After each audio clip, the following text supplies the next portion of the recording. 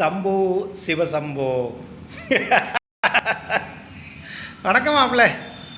யாரோ ஒருத்தர் ஒரு கமெண்ட் போட்டதுக்கெல்லாம் கூப்பிட்டு கேட்குறீங்க, ரொம்ப டூ மச். ஓகே மாப்பிள்ள, மண்டலத்துக்கு மேலே மருந்து இல்லை, நீலகண்டத்துக்கு மேலே தெய்வம் இல்லை. நம்ம கொங்கு நாட்டு பழமொழி தான். அப்படின்னா என்ன? ஒரு மண்டலம்னா 48 நாள்.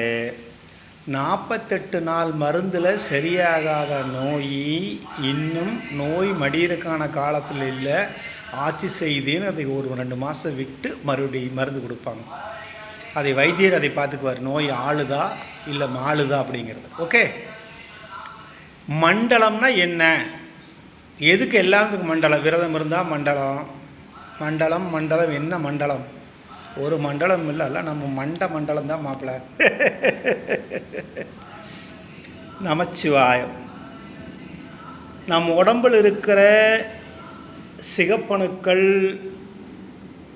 உருவாகி தன்னுடைய வாழ்நாளை முடிச்சுட்டு மண்ணீரலில் போய் அடக்கமாகுது.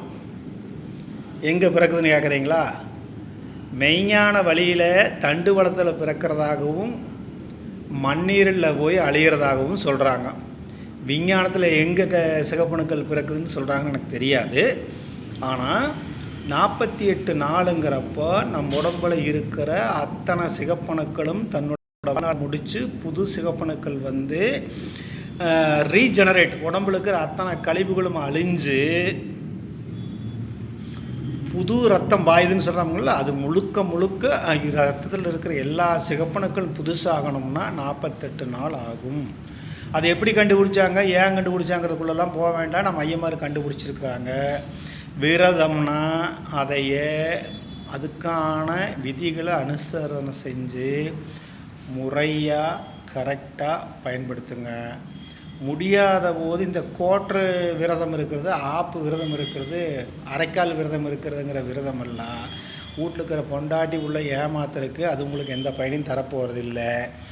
நீங்கள் வந்து வீட்டில் நாள் சரியில்லை மாமா, அதனால் 48 நாள் இருக்க முடியல மாமா, அவங்களுக்கு டேட் ஆகிற நாள் வந்து, இதெல்லாம் பொய். வீட்டில் யாருக்கு என்ன வந்தாலும் பரவாயில்ல, நீங்கள் உங்கள் வேலையை கரெக்டாக பண்ணிங்கன்னா போதும், உங்கள் விரதத்தை நீங்கள் கரெக்டாக இருந்தால் போதும். இந்த சடலம் அப்படிங்கிறது உள்ளுக்கிற ஆன்மாவோட ஒன்றி இருக்கக்கூடிய ஒரு அனாதை. இந்த சடலம் ஆன்மா மட்டும்தான் சொந்தம், வேறு எந்த சொந்தமும் உங்களை பெருசாக பாதிக்காதுன்னு சொல்ல வர்றேன். செஞ்ச கர்மாக்கள் எப்படி தன்னை மட்டும் பாதிக்குதோ அது மாதிரி தான். ஆம்பளை பாவத்தில் பொம்பளைக்கு பங்கு இல்லை, பொம்பளை புண்ணியத்தில் ஆம்பளைக்கு பங்கு இல்லை. இதுவும் நம்ம பழமொழிதான். இதுக்குள்ள நம்ம உள்ள ஆழமாக போக வேண்டாம், அது இன்னொரு நாளைக்கு பேசுவோம். நீங்கள் விரதம் இருக்கிற காலங்களில் அந்தந்த விரதத்துக்கான என்ன நியமனமோ அதை முடிஞ்ச வரைக்கும் கடைபிடிங்கன்னு சொல்ல வர்றேன். முடியாத போது சஷ்டி விரதம் இருக்கிறீங்க, எதுவுமே குடிக்காமல் இருந்தால் கிருகிற வந்து கீழே வந்து கொண்டு குளுக்கோஸ் ஏற்றணும்னா சாமி நீ அப்படி இருக்காத, ஒரு வாழைப்பழம் சாப்பிட்டுக்கோ.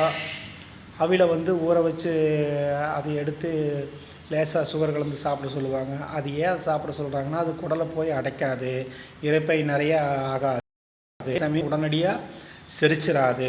அதிகமாக சுரக்கிற உமிழ்நீரை தாங்கி குடல், அதாவது இரைப்பைகள் வந்து காயமாகாமல் இருக்கிற அளவுக்கு அந்த அமிலத்தை தாங்கி நிதானமாக செரிக்கக்கூடிய பொருள் அவில். அதனால தான் அவளும் நினச்சி கொடுத்து சாப்பிட சொல்கிறாங்க. அது கூட நீங்கள் ஏலக்காய் போடுறீங்க, ஃப்ரூட்ஸ் போடுறீங்க, பேரிச்சி பழம் போடுறீங்க, தேன் ஊற்றுறீங்க, நான் போட்டு பட்டை கிளப்புக்கு மாப்பிள்ள, ஒன்றும் தப்பு இல்லை. ஓகே, அன்பும் ஆசீர்வாதம்.